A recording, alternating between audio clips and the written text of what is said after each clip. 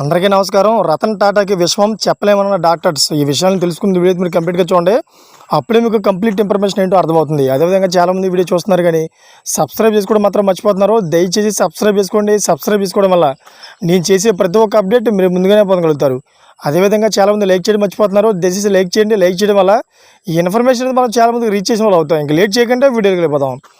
Friends, దేశంలో అత్యంత విజయవంతమైన పారిశ్రామికవేత్తల్లో రతన్ టాటా ఒకరు. మంచి మనసు, వినూత్న ఆలోచనలు, సాధారణ జీవనశైలితో ఆయన ప్రజల మనసుల్లో అత్యున్నతంగా ఉన్నారు. ప్రముఖ సామాజిక కార్యకర్తగా పేరు తెచ్చుకున్నారు.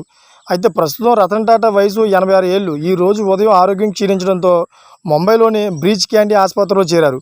ఆయన పరిస్థితి విషమంగా ఉండడంతో ఆసుపత్రిలోని ఐసీయూలో చేర్పించినట్లు సమాచారం.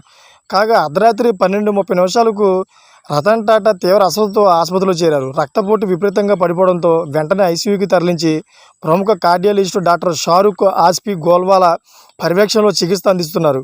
అయితే రతన్ టాటా పరిస్థితిని నిశ్చితంగా పరిశీలిస్తున్న వైద్య బృందం తెలిపింది. ఈ విషయం సోషల్ మీడియాలో వైరల్ అవుతుంది.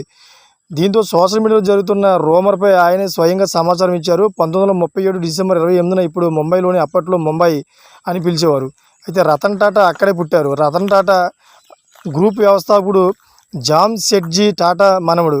అయితే హార్వర్డ్ బిజినెస్ స్కూల్లో చదువు పూర్తి చేసుకున్న తర్వాత అతను 1990 నుండి 2012 వరకు గ్రూప్ చైర్మన్గా, అక్టోబర్ 2016 నుండి ఫిబ్రవరి 2017 వరకు తాత్కాలిక చైర్మన్గా ఉన్నారు. టాటా గ్రూప్ చారిటబుల్ ట్రస్టులకు రతన్ టాటా అధిపతిగా కొనసాగుతున్నారు. చూసారు ఫ్రెండ్స్, ఇటువంటి లేటెస్ట్ అప్డేట్స్ కోసం ఛానల్ సబ్స్క్రైబ్ చేసుకోండి, గంట బెల్ ఆన్లో పెట్టుకోండి. Thank for watching friends.